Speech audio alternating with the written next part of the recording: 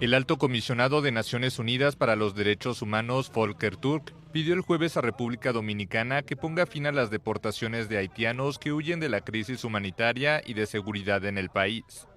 La petición no fue bien recibida por el presidente dominicano Luis Abinader. Y la República Dominicana no solamente va a continuar las deportaciones, sino que la va a incrementar la deportación. Por lo tanto, esas declaraciones de ese señor Volker Turk en nombre de las Naciones Unidas son inaceptables y son irresponsables.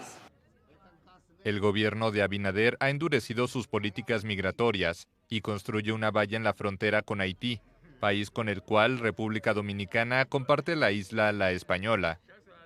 Hasta septiembre, Dominicana deportó a 85.780 personas, casi el doble de todo el año 2021 según cifras oficiales. La mayoría son haitianos. Vamos a continuar las deportaciones y la próxima semana las vamos a incrementar. Esa es la respuesta del gobierno dominicano. La ONU está discutiendo la posibilidad de enviar una fuerza armada internacional a Haití tras un llamamiento